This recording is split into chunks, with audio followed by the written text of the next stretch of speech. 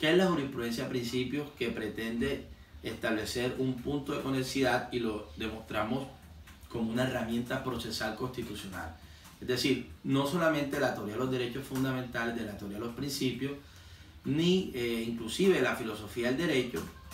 sino que toma de estos elementos a partir de una propuesta ya en el plano conceptual, como llama Agostini, metateoría del derecho. Podemos decir que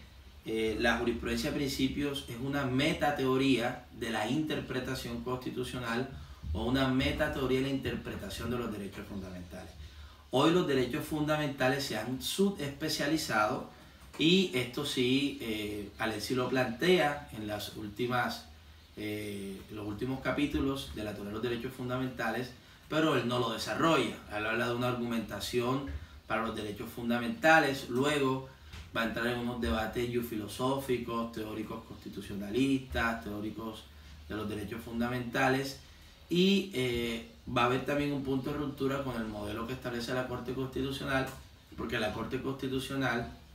luego de toda esta conceptualización, las primeras sentencias,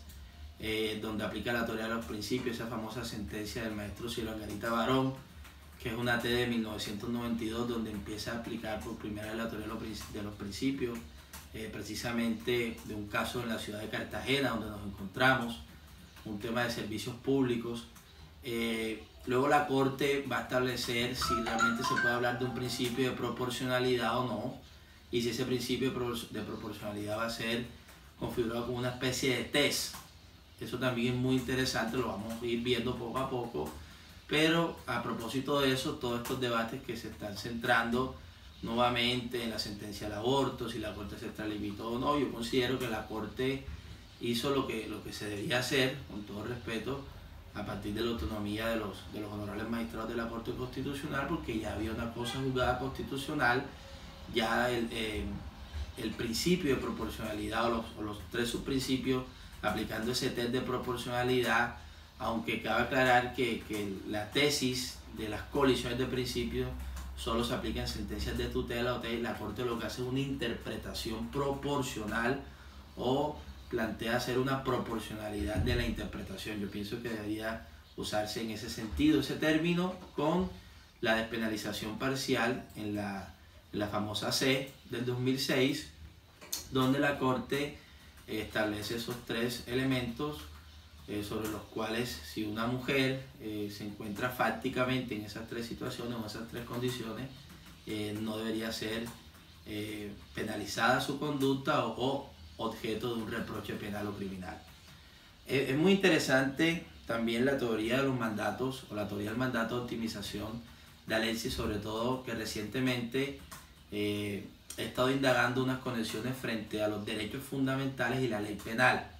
También a propósito, ese es el texto, el nombre del texto que constituye el trabajo de tesis doctoral de la profesora Gloria Lopera Mesa. Y también hay unas inquietudes muy interesantes